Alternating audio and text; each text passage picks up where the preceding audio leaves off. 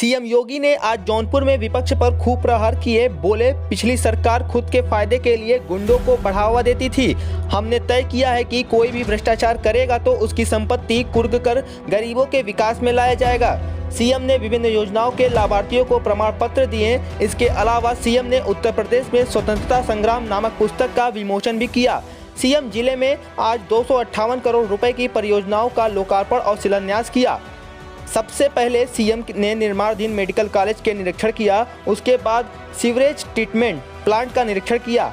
अपने जौनपुर दौरे पर सीएम पूर्वांचल विश्वविद्यालय पहुंचे। यहां सभा को संबोधित करते हुए उन्होंने जौनपुर की इत्र और इमरती का भी जिक्र किया।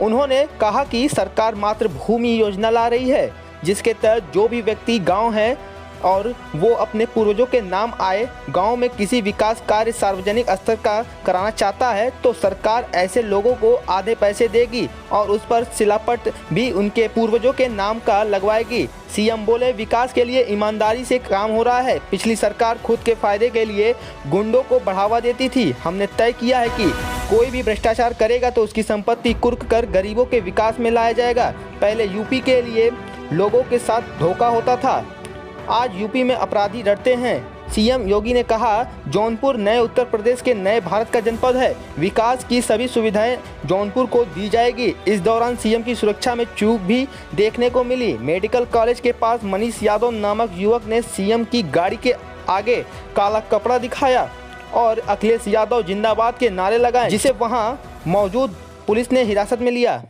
मैं बदल करके उसे सामने लेकर के आते हैं और आज इसीलिए मैं आज कह रहा हूं आप सबसे, भ्रष्टाचार के खिलाफ एक बड़ी लड़ाई को आगे बढ़ाने की आवश्यकता है। ये भ्रष्टाचार पिछली सरकारों की जीन्स का हिस्सा था।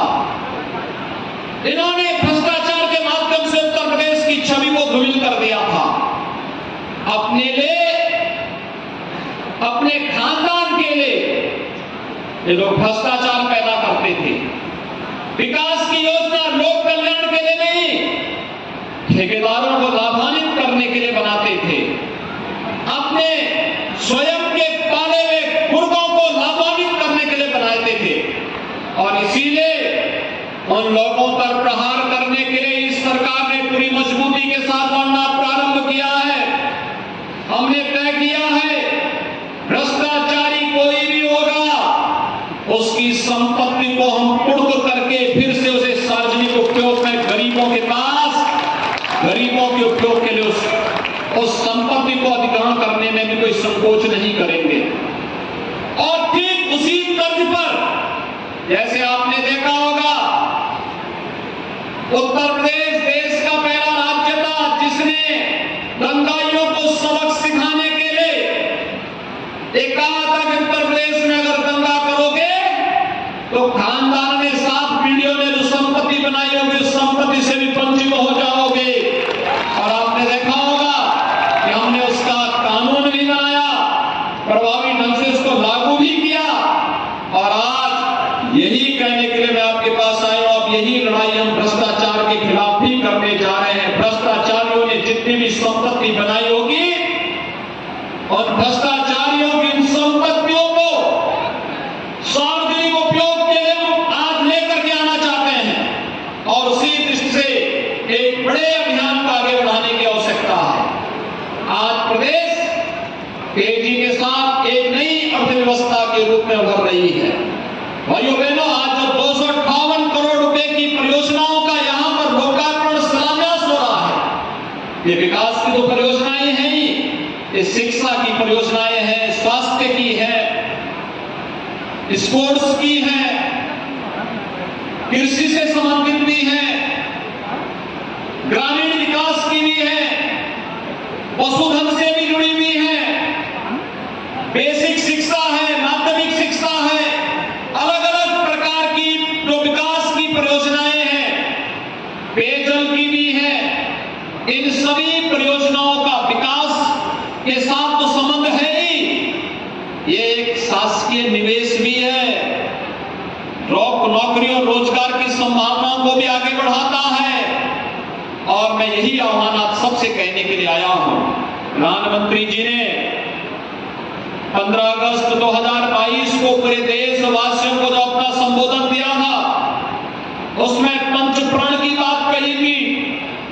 ये पंचप्रण एक विकसित भारत बनाएंगे, गुलामी के अंश को सर्वथा समाप्त करेंगे, अपने कर्तव्यों का पालन करेंगे और विरासत को हर हाल में संरक्षित करेंगे। नगर निकायों के साथ भी होगा। जो नगर निकाय अपने को आत्मनिर्भर बनाएगा, उस नगर निकाय को स्मार्ट नगर निकाय बनाने के लिए राज्य सरकार अपने स्तर पर बिल्कुल सहयोग करेगा। इस दिशा में एक नए अभियान को आगे बढ़ाने की आवश्यकता है और उस अभियान के साथ जुड़ करके ही हम नए भारत का नया उत्तर प्रदेश बना पाएंगे। आज भारत दुनिया की सबसे तेजी के साथ उभरती हुई अर्थव्यवस्था है। आज आप देख रहे होंगे भारत ने कितनी लंबी छलांग लगाई थी। 75 वर्ष पहले लगभग 200-250 वर्षों तक ब्रिटेन की पराधीनता में रहने के कारण लोग ये मानते थे भारत कुछ नहीं कर पाएगा, लेकिन उनकी इस मंशा को दरकिनार करते हुए भारत के यशस्वी नेतृत्व ने आज भारत को दुनिया की 5वीं अर्थव्यवस्था बना दिया है।